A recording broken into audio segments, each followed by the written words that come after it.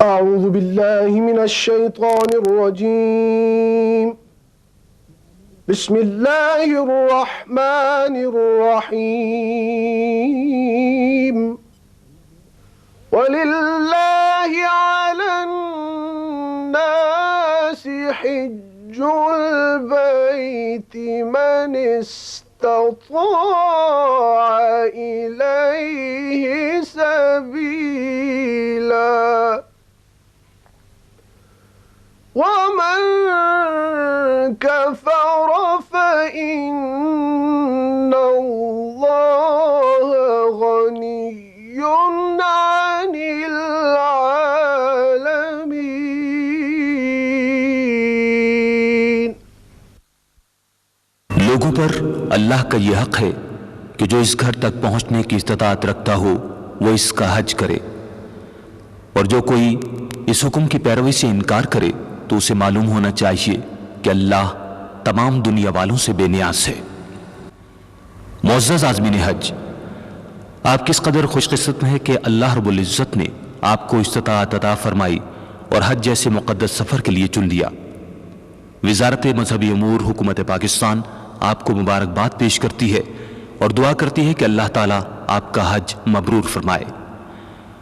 اس میں کوئی شک نہیں کہ حج کا سفر ایک مشکل سفر ہے، لیکن حج کے لیے روانگی سے قبل باقاعدہ تربیت حاصل کر لی جائے تو اس سفر کو آسان بنایا جا سکتا ہے۔ وزارت مذہبی امور نے عازمین حج کی تربیت کے لیے مناسب انتظامات کیے ہیں۔ آپ کو چاہیے کہ ان سے پوری طرح استفادہ کریں۔ امید ہے کہ آپ نے سفر حج کی تیاری شروع کر دی ہوگی، لیکن سفر حج پر روانہ ہونے سے پہلے اہم باتوں کو ذہن نشین کر لیں۔ معزز عازمین حج، حج اسلام کا 5واں اہم رکن ہے جو کہ جسمانی اور مالی استطاعت رکھنے والے ہر مسلمان پر فرض ہے۔ اس میں شک نہیں کہ حج جسمانی لحاظ سے خاصا مشکل سفر ہے۔ حج ایک امتحان ہے، یہاں تنگی اور دشواری ضرور پیش آئے گی۔ ہمارا یہ کام نہیں کہ دشواری کو دشواری کہہ کر خود کو بے حوصلہ کر لیں، بلکہ ہمارا کام یہ ہے کہ ہم تنگی کو کشادگی میں تبدیل کریں۔ اسی لیے حج کی نیت میں سفر حج کی آسانی کے لیے دعا مانگنے کی تلقین کی گئی ہے۔ حج ایک عظیم عبادت ہے اور ہمیں محبت اور اخوت کا درس دیتا ہے۔ اللہ کی راہ میں پیش آنے والی مشکلات کو صبر اور حوصلے سے برداشت کرنا ہی دراصل اس عبادت کی شان ہے۔ آپ کو چاہیے کہ حج کے دوران آپس میں لڑائی جھگڑے سے گریز کریں اور اللہ کے مہمان بننے کا صحیح حق ادا کریں۔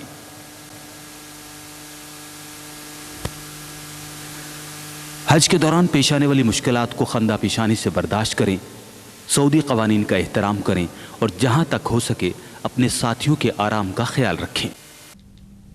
حج کی درخواست جمع کرانے کے لیے 2 اسکیمیں ہیں، گورنمنٹ اسکیم اور پرائیویٹ اسکیم۔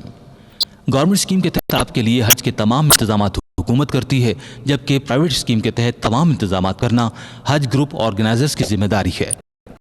اس مقصد کے لیے وزارت گروپ آرگنائزر کو رجسٹر کرتی ہے اور ان کی فہرست اخبارات میں شائع کرتی ہے۔ آپ صرف وزارت کے منظور شدہ آرگنائزر سے ہی رابطہ کریں اور ان کے ساتھ حج پیکج کا انفرادی معاہدہ ضرور کریں۔ معاہدے کی 2-3 کاپیاں بنوا کر اپنے پاس رکھ لیں تاکہ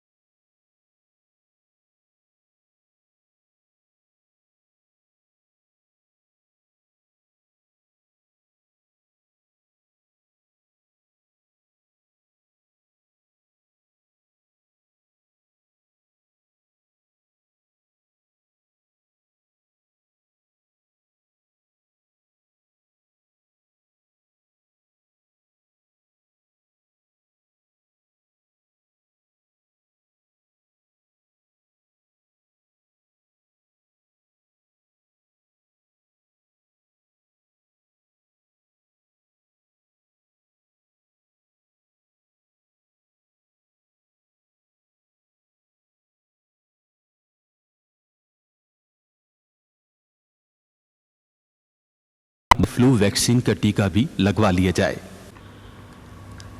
सामान्य सफर रखते वक्त इस बात का ख्याल रखें कि हल्का और जरूरत का सामान ही साथ लेकर जाएं। आपके सामान का वजन 35 किलोग्राम से जायद ना हो। जायद वजन पर एयरलाइन फी किलोग्राम के हिसाब से मजीद किराया वसूल करेगी। कोशिश करें कि 35 किलोग्राम से भी कम वजन का सामान लेकर जाएं, क्योंकि वापसी पर तहफ़ की खरीदारी से वजन मजीद बढ़ जाएगा। जरूरी सामान के लिए एक मुनासिब साइज का सूटकेस काफी है। इसके अलावा छोटा दस्ती बैग भी साथ रखा जा सकता है। सामान रखते वक्त ये तसल्ली कर लें कि आपने ये जरूरी चीजें रख ली हैं। मर्दों के लिए एहराम की 4 अदद अनसिली चादरें या 4 अदद बड़े तौलिए के एहराम यानी 2 जोड़े एहराम की चादरें। औरतों के लिए सर पर बांधने के लिए 1 मुरब्बा मीटर एहराम के 2 रुमाल, सफेद या हरके रंग की अबा या ओढ़ने के लिए बड़ी चादर।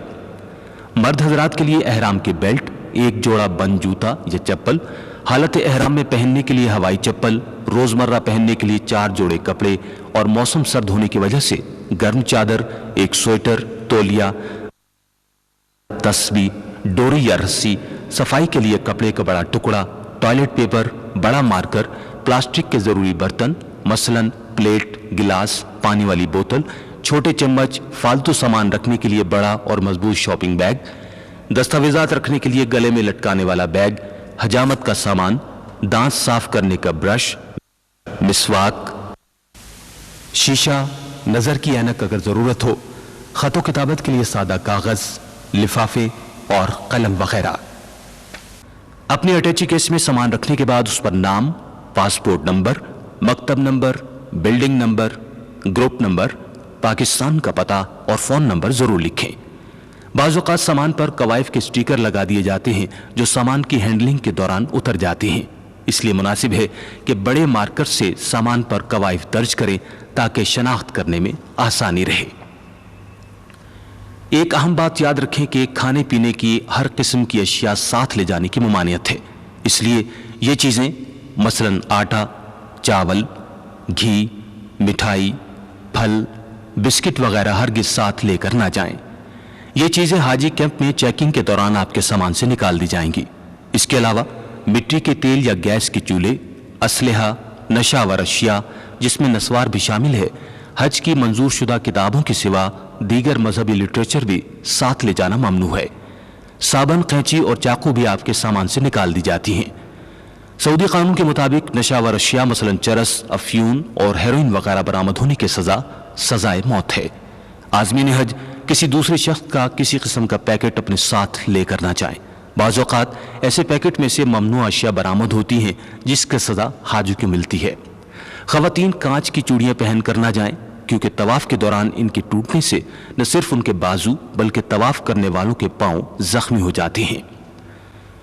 मुअज़्ज़ज़ आज़मीन हज, वज़ारत मज़हबी उमूर की जानिब से आपको रवानगी का इत्तलानामा भेजा जाता है जिसमें हाजी कैंप पहुंचने की तारीख दर्ज होगी। आप मुकर्ररा तारीख के मुताबिक ही हाजी कैंप में रिपोर्ट करें। ताहम अगर इत्तलानामा न मिले तो करीबी हाजी कैंप से राब्ता करें। घर से रवाना होते वक्त ये दस्तावेजात जरूर रखें। वज़ारत मज़हबी उमूर से मिलने वाला इत्तलानामा, असली बैंक रसीद जिस पर आपकी तस्वीर लगी हो, मुताल्लिका बैंक से तस्दीक शुदा 6 अदद फोटोग्राफ, नादरा का जारी करदा शनाख्ती कार्ड, गर्दन तोड़ बुखार का टीका लगवाने का सर्टिफिकेट, इलाज की किताब यानी ट्रीटमेंट बुक। अगर आप किसी बीमारी की वजह से खास दवाई ले रहे हों तो अपने डॉक्टर से ट्रीटमेंट बुक में इसका इंदराज करवा लें और दवाई का नुस्खा भी रख लें। हज मालूमाती किताब, मुनासिब होगा कि इन दस्तावेजात को एक अलग छोटे बैग में डाल लें। हाजी कैंप के लिए रवाना होते वक्त अपने अजीज़ व अकारिब को घर पर ही अल्लाह हाफिज कहते। उन्हें अपने हमरा हाजी कैंप लेकर ना आए, क्योंकि उन्हें हाजी कैंप के अंदर आने की इजाज़त नहीं होगी। हाजी कैंप में दाखिल होने के लिए आपको वज़ारत मज़हबी उमूर का इत्तलानामा दिखाना होगा। अगर आप हाजी कैंप में क़याम करना चाहते हैं तो इस्तक़बालिया काउंटर से रिहायशी कमरे के स्लिप बनवाएं और अपना सामान मुकर्ररा कमरे में रखें। रिहायशी कमरों में गद्दे, तकिए, चादरें और कंबल हाजी कैंप की तरफ से फराहम किए जाएंगे, इसलिए ये चीज़ें साथ लाने की ज़रूरत नहीं। इसके बाद हाजी कैंप की डिस्पेंसरी से गर्दन तोड़ बुखार के टीके के सर्टिफिकेट की तस्दीक कराएं। अगर टीका नहीं लगवाया तो टीका भी लगवा लें। इसके अलावा डॉक्टर से तिब्बी मुआयना भी करवा लें। ضروری دوائی لے جانا چاہتے ہوں تو حاجی کیمپ کا ڈاکٹر معائنے کے بعد آپ کی دوائی ایک ٹرانسپیرنٹ لفافے میں ڈال کر سیل کرنے کے بعد اپنے دستخط کر کے آپ کو دے دے گا۔ ڈاکٹر کے نسخے کے ساتھ دوائی اپنے ساتھ لے جا سکتے ہیں۔ اب آپ متعلقہ ایئر لائن کے کاؤنٹر پر وزارت کا اطلاع نامہ دکھا کر اپنا پاسپورٹ اور ٹکٹ حاصل کریں۔ پاسپورٹ حاصل کرنے کے بعد اس بات کی تسلی کر لیں کہ آپ کے پاسپورٹ پر سعودی قونصلیٹ کے ویزا کے سٹیکر پر قونصلر کے دستخط موجود ہوں۔ اس کے علاوہ یہ بھی چیک کر لیں کہ پاسپورٹ پر آپ ہی کے کوائف درج ہیں اور آپ کی تصویر لگی ہوئی ہے۔ اگر پاسپورٹ میں کوئی غلطی ہو تو حاجی کیمپ کے عملے سے رجوع کریں۔ گروپ لیڈر اپنے گروپ کے ارکان کے پاسپورٹ اور ٹکٹ حاصل کر سکتا ہے۔ اس کے بعد حاجی کیمپ میں قائم متعلقہ بینک بوتھ سے زر مبادلہ حاصل کریں۔ زر مبادلہ حاصل کرنے کے لیے آپ کو اصل بینک رسید، پاسپورٹ اور ٹکٹ پیش کرنا ہوگا۔ بینک آپ کو ضروری کٹوتیاں کرنے کے بعد ٹریولرز چیک اور کچھ سعودی ریال کیش کی صورت میں دے گا۔ مکہ مکرمہ اور مدینہ منورہ کی رہائش کا کرایہ گورنمنٹ اسکیم کے تمام حجاج سے کاٹا جائے گا۔ اس کے علاوہ لازمی کٹوتی میں معلم فیس، ٹرانسپورٹ اور خیمے کے لیے واجبات تمام عازمین حج کے زر مبادلے سے کاٹے جائیں گے۔ اس بات کا خیال رکھیں کہ اپنا زر مبادلہ خود حاصل کریں۔ خواتین کا زر مبادلہ ان کے محرم حاصل کر سکتے ہیں۔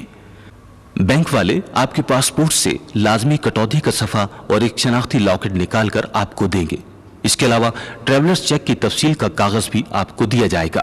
ان پر پلاسٹک کور چڑھوا لیں اور فوٹو کاپی بھی کروا لیں، جس کا انتظام حاجی کیمپ میں بھی کیا گیا ہے۔ ٹریولرز چیک کی رسیدیں جن پر ٹریولرز چیک کے نمبر درج ہے انہیں ٹریولرز چیک کے ساتھ نہ رکھیں بلکہ علیحدہ جگہ پر رکھیں۔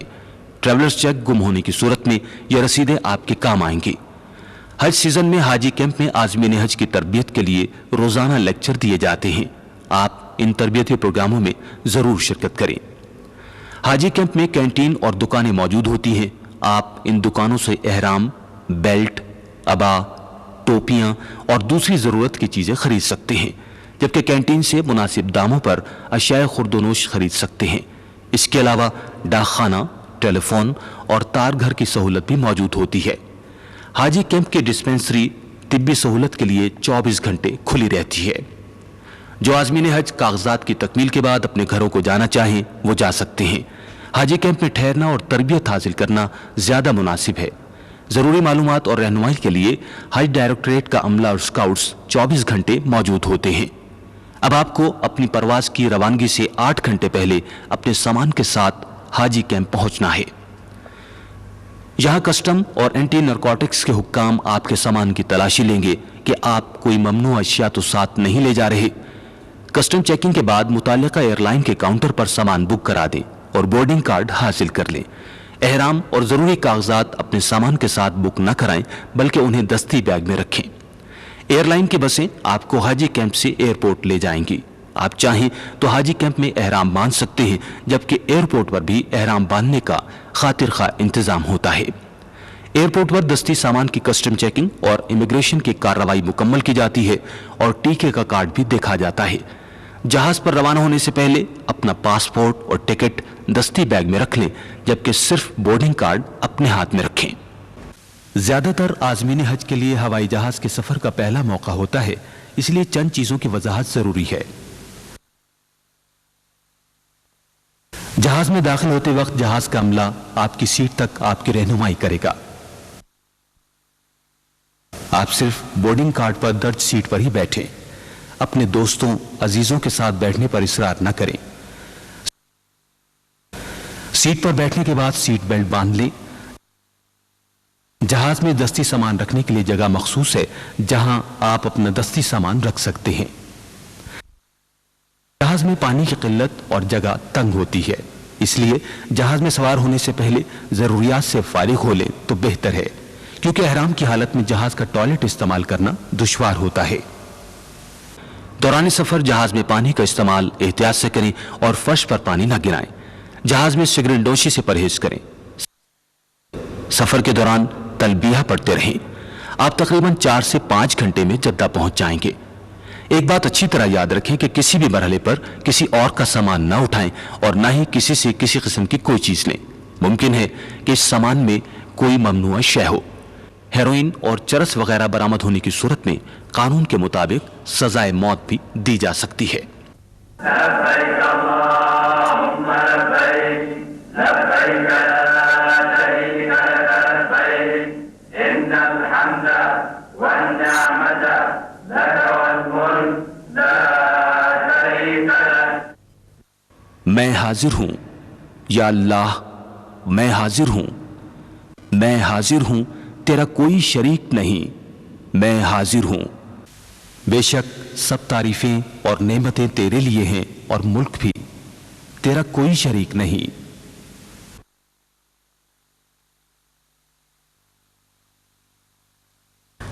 جہاز سے اتر کر آپ بڑے ہال یعنی انتظار گاہ میں آئیں گے۔ انتظار گاہ میں منظم طریقے اور صبر و تحمل سے بیٹھ جائیں۔ یہاں خواتین اور مرد اپنے اپنے پاسپورٹ ہاتھ میں رکھیں، کیونکہ دونوں کو الگ الگ کاؤنٹر سے گزر کر سعودی امیگریشن کی مہر لگوانا ہوگی۔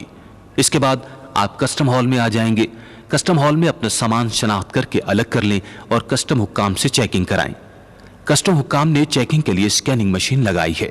آپ اپنا اٹیچی کیس، بیگ، دستی سامان اس پر رکھ دیں اور مشین کے اگلے حصے سے سامان اٹھا لیں۔ ضرورت پڑنے پر کسٹم حکام سامان کھول کر چیک کرتے ہیں۔ کسٹم حکام آپ کے سامان کو اچھی طرح جانچ پڑتال کریں گے اور سامان پر کلیئرنس کا سرٹیفکیٹ لگائیں گے۔ انتظار گاہ یا کسٹم ہال میں خدام الحجاج یا ویلفیئر سٹاف کو آنے کی اجازت نہیں ہوتی۔ البتہ کسٹم ہال کے باہر اور بس اسٹینڈ پر پاکستانی حج ڈائریکٹوریٹ کا عملہ آپ کی رہنمائی کے لیے موجود ہوگا۔ کسٹم ہال سے باہر آ کر تسلی کر لیں کہ آپ اپنا تمام سامان باہر لے کر آئے ہیں۔ کسٹم چیکنگ کے بعد مکتب الوکلاء کے کاؤنٹر پر پاسپورٹ دکھا کر بس کا ٹکٹ حاصل کر لیں، جس کے لیے رقم آپ کے زر مبادلہ سے پاکستان میں کاٹی جا چکی ہے۔ مکتب الوکلاء کی بڑی ٹرالی پر سامان رکھوا کر بس اسٹینڈ کی طرف روانہ ہو جائے۔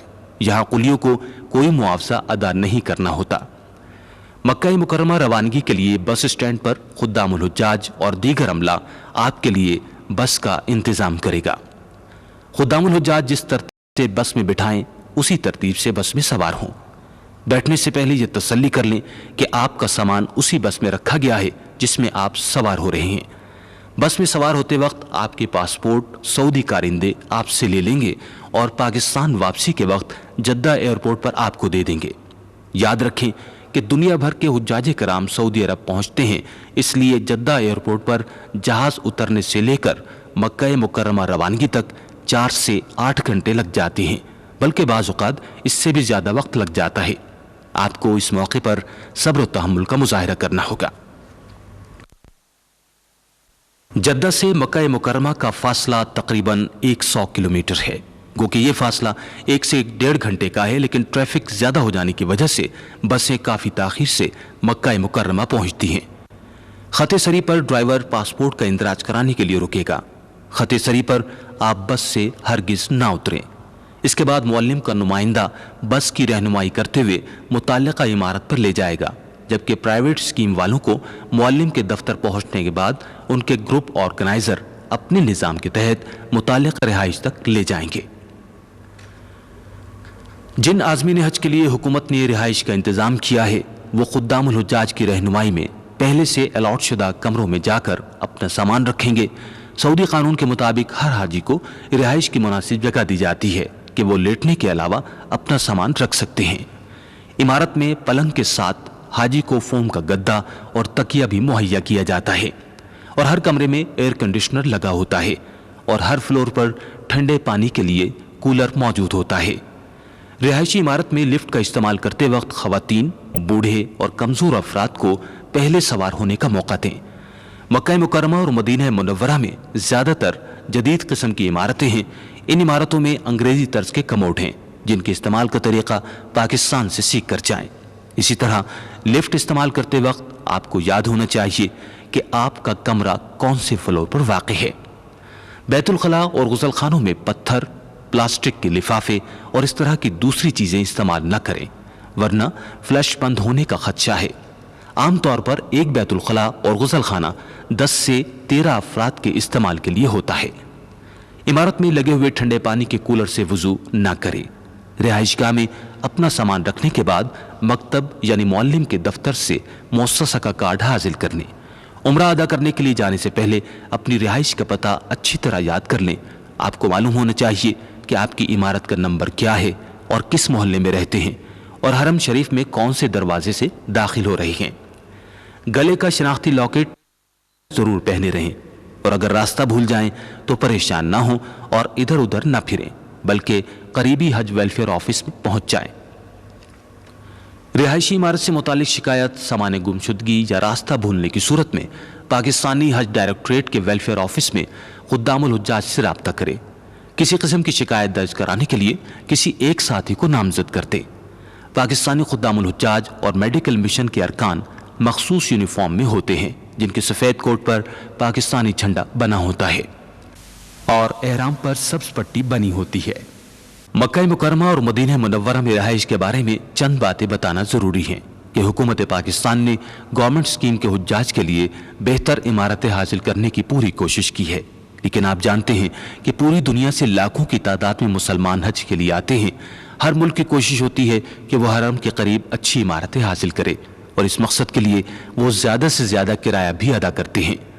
اس مقابلے کے رجحان میں حکومت پاکستان کی رہائشی کمیٹی ملی جلی عمارتیں یعنی مختلف درجوں کی عمارتیں حاصل کرتی ہے، جن میں کچھ دور ہوتی ہیں اور کچھ نزدیک۔ مکہ مکرمہ جغرافیائی لحاظ سے اونچی نیچی پہاڑیوں پر مشتمل شہر ہے، اس لیے کچھ عمارتیں چڑھائی پر بھی لینی پڑتی ہیں۔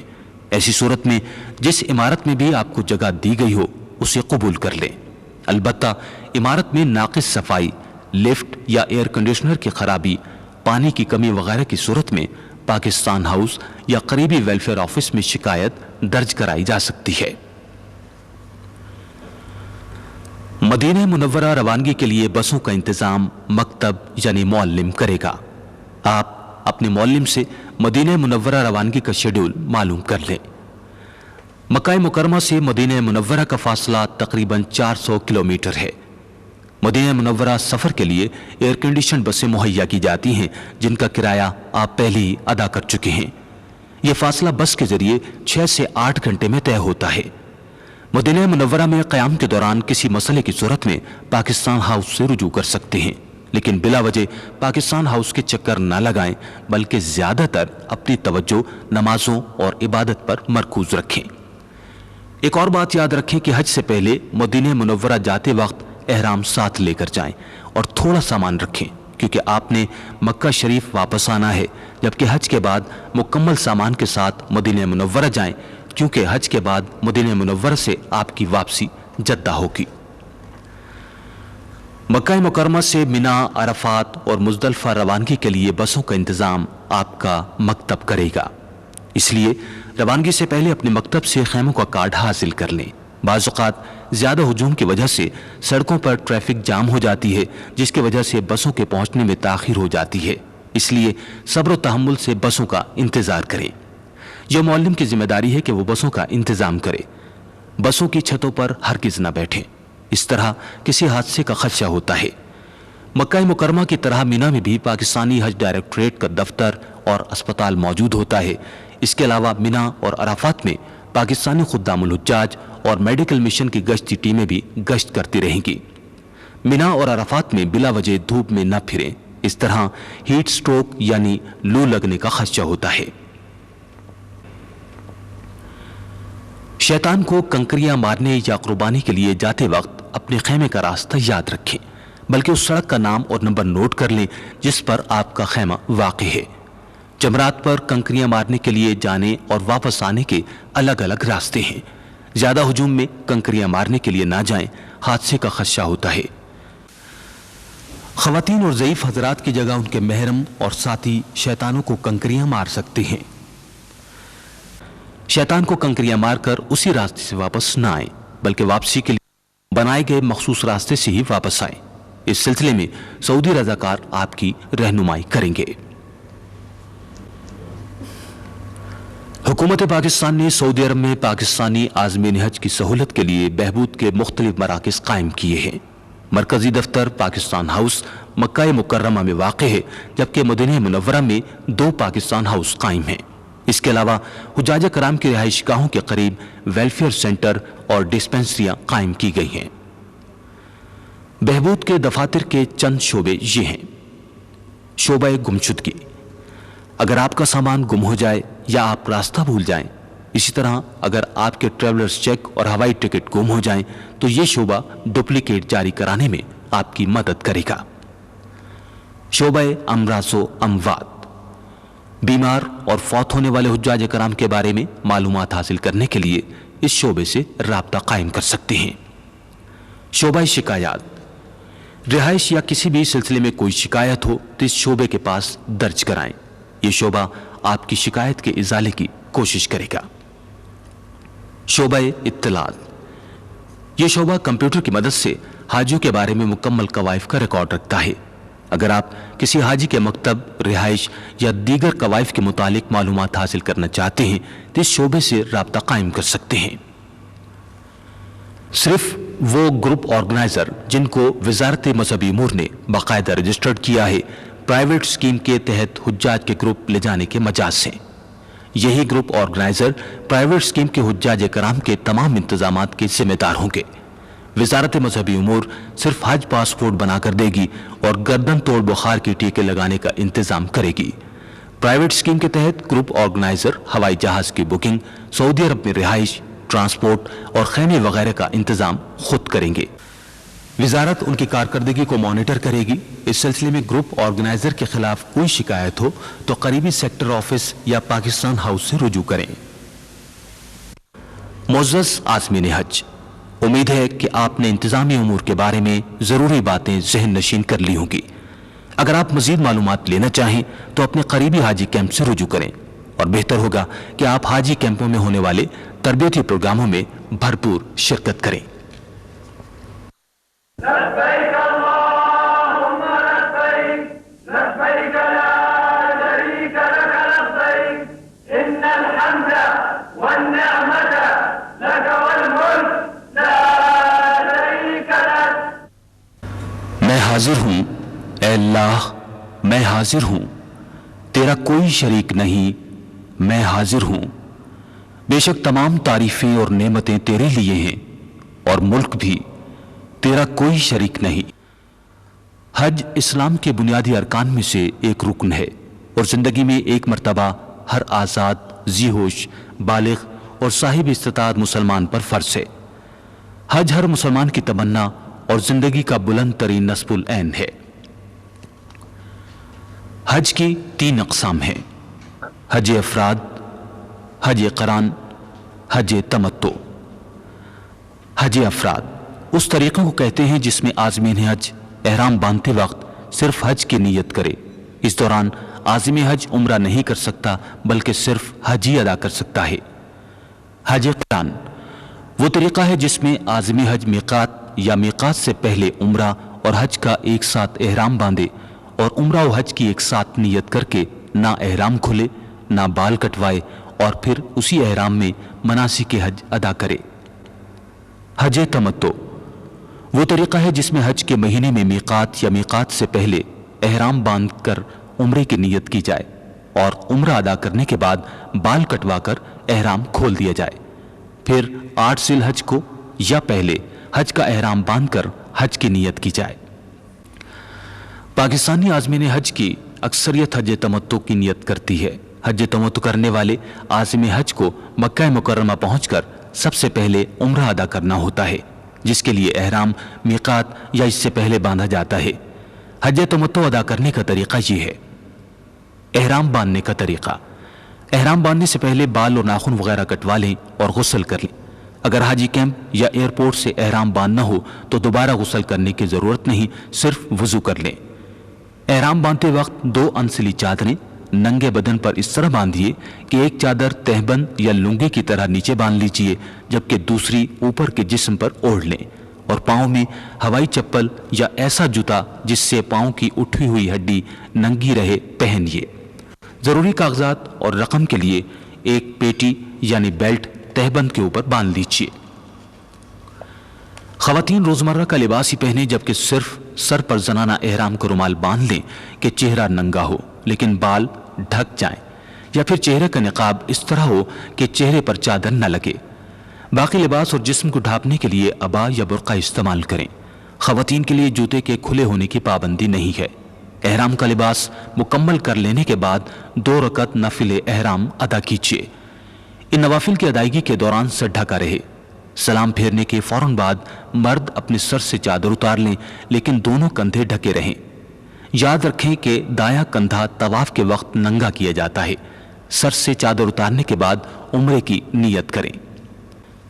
اے اللہ، میں عمرے کی نیت کرتا ہوں، تو اسے قبول فرما اور میرے لیے آسان فرما۔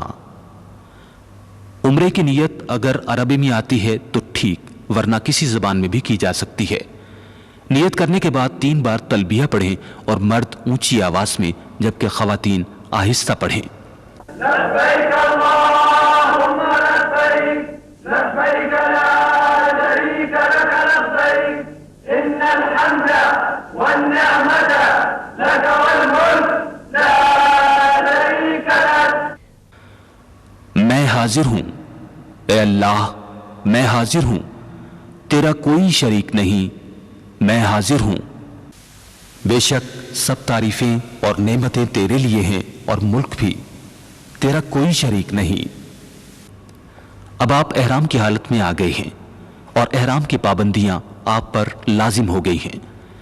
احرام کی حالت میں یہ باتیں حرام ہیں: خوشبو لگانا، مرد کو سلے ہوئے لباس کا پہننا، ناخن کاٹنا، حجامت بنوانا یا کوئی بال توڑنا، ازدواجی تعلقات استوار کرنا، شکار کرنا، لڑائی جھگڑا، فحش گفتگو کرنا۔ مرد کو سر اور چہرہ ڈھانپنا، عورت کو چہرہ اس طرح ڈھانپنا کہ نقاب یا چادر چہرے کو مس کرے۔ مرد کا پاؤں میں ایسا جوتا پہننا جس سے ابری ہوئی ہڈی چھپ جائے۔ اس سلسلے میں مزید تفصیل تربیتی پروگراموں میں شرکت کر کے حاصل کرتے رہیں۔ حرم شریف پہنچ کر جب آپ کی نگاہ کعبۃ اللہ پر پڑے تو اپنی نظریں وہیں جما دیں اور یہ دعا پڑھیں: اللہ اکبر اللہ اکبر اللہ اکبر لا الہ الا اللہ واللہ اکبر۔ اللہ سب سے بڑا ہے، اللہ سب سے بڑا ہے، اللہ سب سے بڑا ہے، اللہ کے سوا کوئی معبود نہیں اور اللہ سب سے بڑا ہے۔ پھر ساتھ ہی نہایت عجز و انکساری سے دعا بھی مانگیے: اے اللہ، میں زندگی میں جو بھی جائز دعا مانگوں اسے قبول فرما۔ اس کے بعد بیت اللہ کے دروازے کے قریب ترین کونے میں حجر اسود کی طرف جائیں۔ حجر اسود سے لے کر برآمدے کی سیڑھیوں تک ایک پٹی بنی ہوئی ہے۔ پٹی پر پہنچنے سے پہلے تلبیہ پڑھنا بند کر دیں اور اس طرح کھڑے ہوں کہ منہ بیت اللہ کی طرف اور دائیں طرف پٹی ہو، جبکہ پٹی کے بائیں طرف کھڑے ہو کر استبا کریں، یعنی احرام کی اوپر والی چادر کو داہنی بغل سے نکال کر بائیں کندھے پر ڈالیں اور طواف کی نیت کریں: اے اللہ، میں تیری رضا اور خوشنودی کے لیے تیرے اس حرمت والے گھر کے طواف کے 7 چکروں کا ارادہ کرتا ہوں، اسے میرے لیے آسان کر دے اور قبول فرما۔ اب ذرا دائیں چلیں اور پٹی کے اوپر اس طرح آ جائیں کہ سینہ اور منہ حجر اسود کی طرف ہو، یعنی حجر اسود کا استقدام ہو جائے۔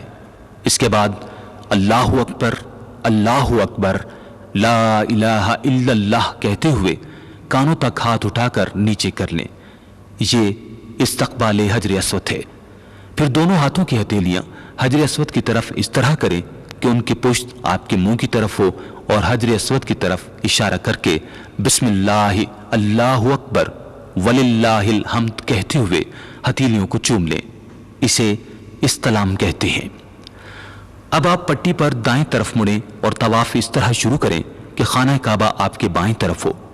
طواف کے چکروں میں مرد اپنا دایاں کندھا کھلا رکھیں اور پہلے 3 چکروں میں اکڑ اکڑ کر شانہ ہلاتے ہوئے قدرے تیزی سے چلیں۔ اس کو رمل کہتے ہیں۔ یہ دونوں کام سنت ہیں۔ طواف کے ہر چکر میں جو دعائیں یاد ہوں پڑھ سکتے ہیں، ورنہ رکن یمانی تک تیسرے کلمے کا ورد کرتے رہیں: سبحان اللہ والحمد للہ ولا الہ الا اللہ واللہ اکبر ولا حول ولا قوت الا باللہ العلی العظیم۔ اللہ تعالیٰ پاک ہے اور سب تعریفیں اللہ ہی کے لیے ہیں اور اللہ تعالیٰ کے سوا کوئی عبادت کے لائق نہیں۔ اور اللہ سب سے بڑا ہے، اور نہیں طاقت نیکی کی اور نہ گناہ سے بچنے کی مگر سوائے اللہ کی توفیق سے جو بہت بلند شان اور بڑی عظمت والا ہے۔ رکن یمانی سے حجر اسود کی پٹی تک یہ دعا پڑھیں: ربنا آتنا فی الدنیا حسنۃ وفی الآخرۃ حسنۃ وقنا عذاب النار۔ اے ہمارے پروردگار، ہمیں دنیا میں بھی بھلائی دے اور آخرت میں بھی بھلائی عطا کر، اور ہمیں دوزخ کے عذاب سے بچا۔ زیادہ ہجوم کی وجہ سے حجر اسود کو بوسہ دینا ممکن نہیں ہوتا، اس لیے حجر اسود کی پٹی پر پہنچ کر دونوں ہتھیلیاں حجر اسود کی طرف کر کے بسم اللہ اللہ اکبر وللہ الحمد کہتے ہوئے ہتھیلیوں کو چوم لیں۔ آپ کے طواف کا ایک چکر مکمل ہو گیا۔ طواف کے دوران نہ بیت اللہ کی طرف منہ، سینہ اور پشت کریں اور نہ ادھر ادھر دیکھیں۔ اسی طرح جب آپ 7 چکر مکمل کر لیں تو آپ کا طواف مکمل ہو گیا۔ اب آپ مقام ملتزم پر آ جائیں۔ یہ حجر اسود اور بیت اللہ کی چوکھٹ کی درمیانی جگہ ہے۔ یہ دعائیں قبول ہونے کی جگہ ہے۔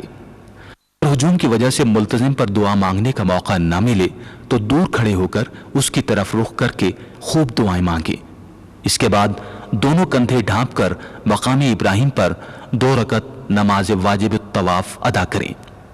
اگر مقام ابراہیم کے قریب جگہ نہ ملے تو جہاں جگہ ملے وہاں پر ہی 2 رکعت نماز واجب الطواف ادا کریں اور خشوع و خضوع سے دعائیں مانگیں۔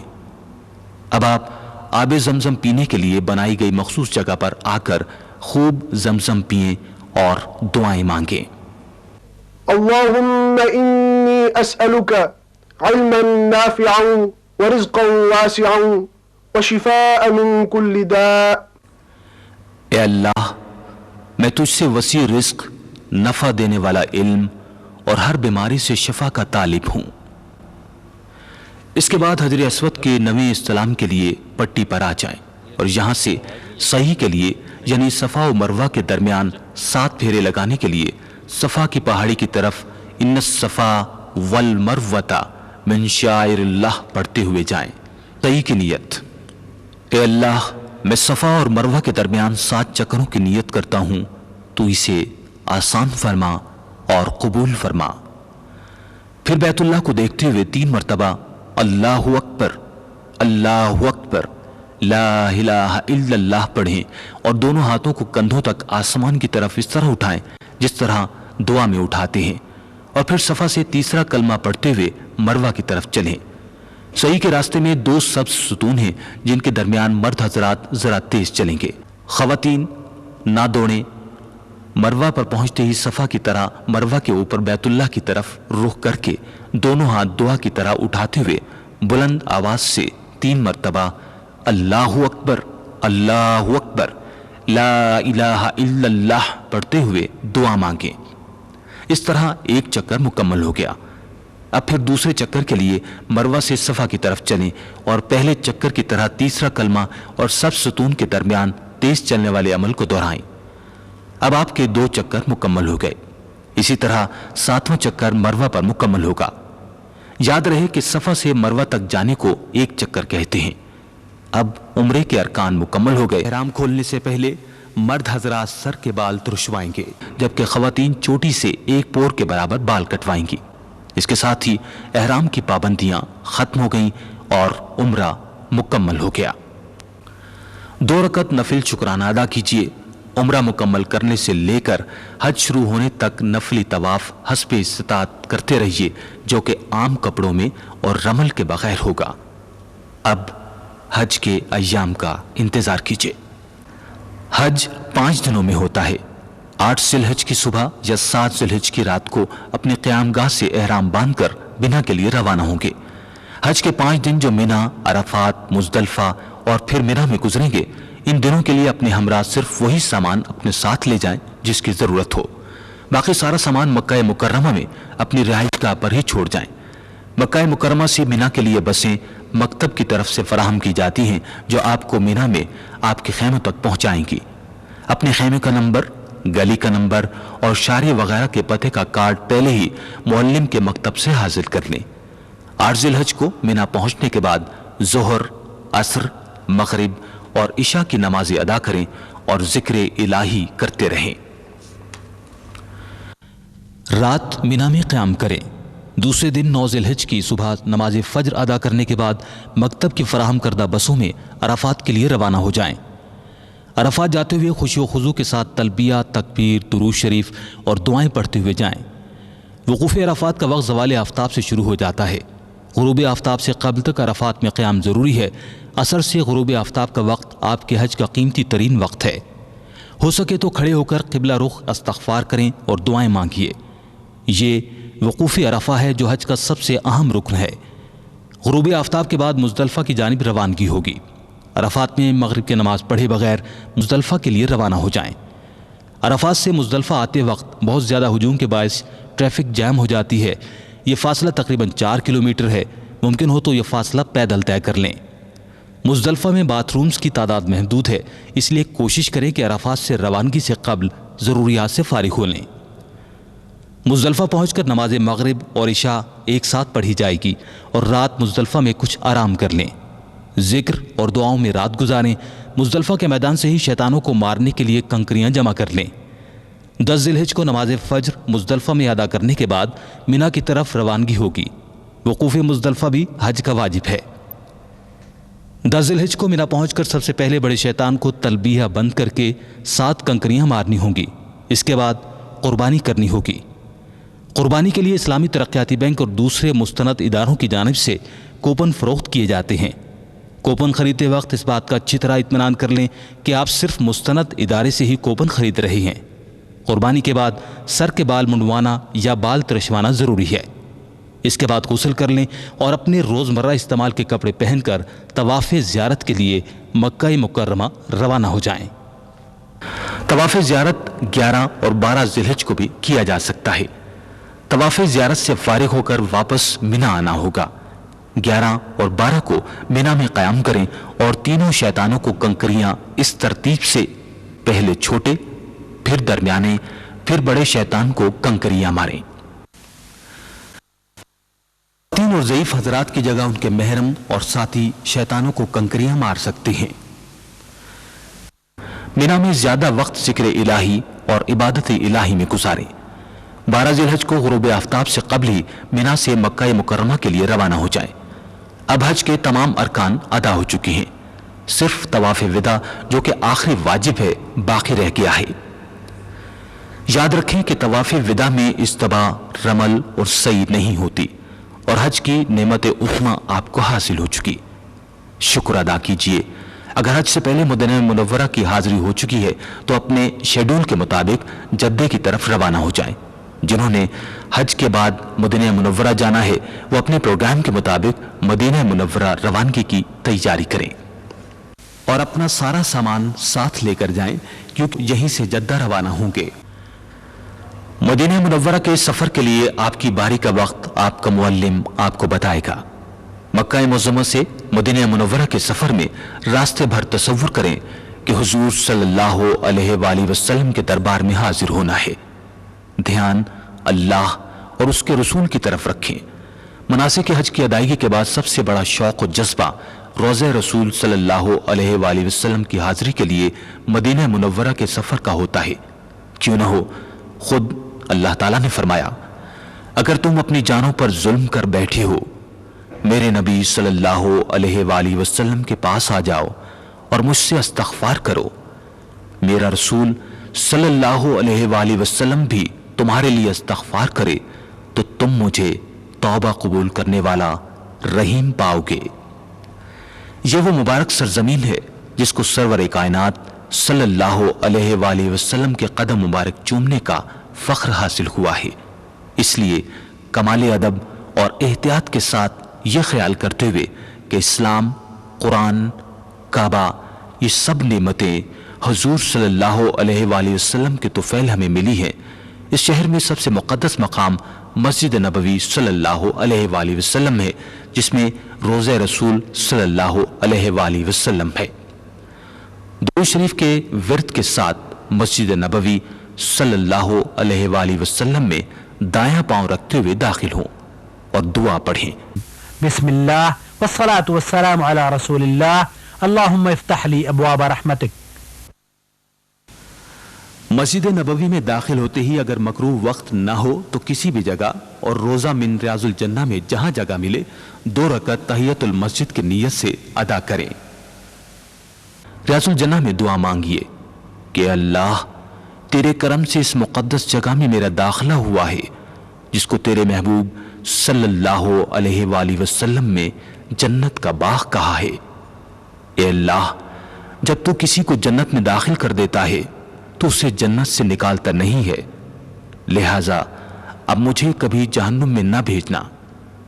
پھر نہایت ادب کے ساتھ روضہ مبارک کی طرف چلیں۔ روضہ مبارک کی جالی میں بڑا سوراخ حضور صلی اللہ علیہ وآلہ وسلم کے چہرہ اقدس کے سامنے ہے۔ یہاں نگاہ نیچی کر کے ادب سے کھڑے ہو جائیں، زیر لب صلاۃ و سلام پیش کریں۔ بلند آواز ممنوع ہے، اس لیے آہستہ آواز میں پڑھیں۔ السلام علیکہ ایہا النبی ورحمۃ اللہ وبرکاتہ، الصلاۃ والسلام علیکہ یا رسول اللہ، والسلام علیکہ یا حبیب اللہ۔ پھر دائیں طرف تھوڑا سا ہٹ کر دوسرے سوراخ کے سامنے حضرت ابو بکر صدیق رضی اللہ عنہ کی خدمت میں سلام پیش کریں۔ السلام علیکہ یا ابو بکر خلیفۃ رسول اللہ۔ پھر مزید دائیں طرف تھوڑا سا ہٹ کر تیسرے سوراخ کے سامنے حضرت عمر فاروق رضی اللہ تعالیٰ عنہ کے روبرو سلام عرض کریں۔ السلام علیکہ یا عمر امیر المومنین۔ اس کے بعد مزید دائیں طرف ہٹ کر قبلہ رجوع کر دعا مانگیں اور خوب ارمان نکالیں۔ اے اللہ تو نے خود ہی تو کہا کہ میرے نبی کی خدمت میں آ کر جو استغفار کرے گا تو اس کی توبہ قبول فرمائے گا۔ مدینہ منورہ کے قیام میں کثرت کے ساتھ اور بار بار روضہ رسول صلی اللہ علیہ وآلہ وسلم پر صلاۃ و سلام پڑھتے رہیے۔ خواتین کے لیے سعودی حکومت نے الگ اوقات طلوع آفتاب سے زوال اور ظہر کے درمیان مقرر کیے ہیں، وہ انہی اوقات میں صلاۃ و سلام پڑھیں۔ اہم مقامات ریاض الجنہ، حضور صلی اللہ علیہ وآلہ وسلم نے فرمایا کہ میرے گھر اور میرے ممبر کے درمیانی جگہ جنت کے باغوں میں سے ایک باغ ہے۔ محراب النبی صلی اللہ علیہ وآلہ وسلم ریاض الجنہ کے اسی حصے میں محراب رسول صلی اللہ علیہ وآلہ وسلم ہے۔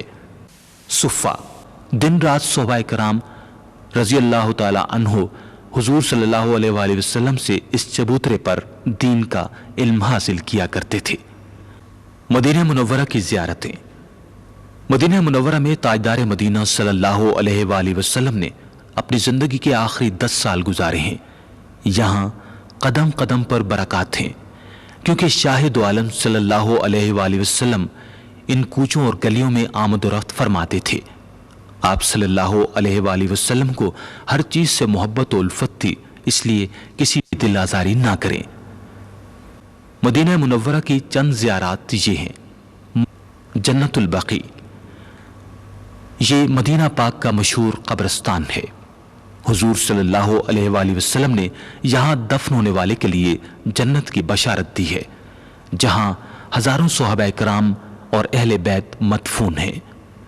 نبی کریم صلی اللہ علیہ وآلہ وسلم ہر جمعے کو صبح کی نماز کے بعد وہاں تشریف لے جایا کرتے تھے اور ان کے لیے دعا فرمایا کرتے تھے۔ مسجد قباء، یہ مسجد عہد نبوی صلی اللہ علیہ وآلہ وسلم کی پہلی مسجد ہے جو مدینے کی آبادی سے 3 میل کے فاصلے پر ہے۔ نبی کریم صلی اللہ علیہ وآلہ وسلم کا ارشاد ہے، جو شخص باوضو ہو کر مسجد قباء میں جا کر 2 نفل ادا کرے گا اس کو عمرے کا ثواب ملے گا۔ حضور صلی اللہ علیہ وآلہ وسلم ہر ہفتے کو صبح کی نماز کے بعد کبھی پیدل اور کبھی سواری پر وہاں جا کر نماز ادا کیا کرتے تھے۔ مسجد قبلتین، یہ وہ مسجد ہے جہاں تحویل قبلہ کا حکم دیا گیا تھا۔ مسجد قبلتین تاریخی مسجد ہے اور اسے وہ حیثیت حاصل ہے جو کسی دوسری مسجد کو حاصل نہیں، اور وہ یہ کہ رسول صلی اللہ علیہ وآلہ وسلم نے اس میں ظہر کی نماز ادا کی تو جب 2 رکعتیں پڑھ لیں تو آپ صلی اللہ علیہ وآلہ وسلم پر اللہ کی طرف سے وحی نازل ہوئی کہ مسجد الحرام کو اپنا قبلہ بنا لیں، چنانچہ رسول صلی اللہ علیہ وآلہ وسلم نے نماز کی حالت ہی میں بیت المقدس کی جانب سے بیت اللہ شریف کی طرف رخ پھیر دیا۔ احد پہاڑ۔ احد کا پہاڑ اپنی اصل شکل میں اب تک موجود ہے۔ حضور صلی اللہ علیہ وآلہ وسلم کا ارشاد ہے، احد ہم سے محبت کرتا ہے اور ہم احد سے محبت کرتے ہیں۔ مشہور معرکہ احد اسی مقام پر ہوا تھا۔ اس کے قریب شہدائے احد کے مزارات تھے۔ ان میں سید الشہداء حضرت حمزہ رضی اللہ تعالی عنہ کا بھی مزار ہے۔ ہفتے میں ایک دن رسول اللہ صلی اللہ علیہ وآلہ وسلم شہدائے احد کے لیے دعا کے لیے تشریف لے جایا کرتے تھے۔ مدینہ منورہ کے تبرکات میں سب سے اہم وہاں کی کھجوریں ہیں، اور ان میں اجوا کھجور ایسی ہے جو حضور صلی اللہ علیہ وآلہ وسلم کو بہت پسند تھی۔ مدینہ منورہ میں کھجور کی منڈی ہے جہاں سستے داموں کھجور مل جاتی ہے۔ مدینہ منورہ سے رخصتی اور الوداعی دعا۔ آپ مدینہ منورہ سے رخصت ہوں تو 2 رکعت نماز مسجد نبوی میں ادا کریں اور رسول اللہ صلی اللہ علیہ وآلہ وسلم کے روضہ مبارک پر آئیں، الوداعی سلام عرض کریں، اپنے والدین، اقربا اور دوستوں کے لیے دعا مانگیں، حضور صلی اللہ علیہ وآلہ وسلم کی جدائی پر آنسو بہائیں اور دعا مانگیں، اللہ تعالیٰ آپ کو بار بار اور روزہ رسول صلی اللہ علیہ وآلہ وسلم کی حاضری نصیب فرمائے، آمین ثم آمین۔ اب آپ اپنے پروگرام کے مطابق جدہ یا مکہ روانہ ہوں گے۔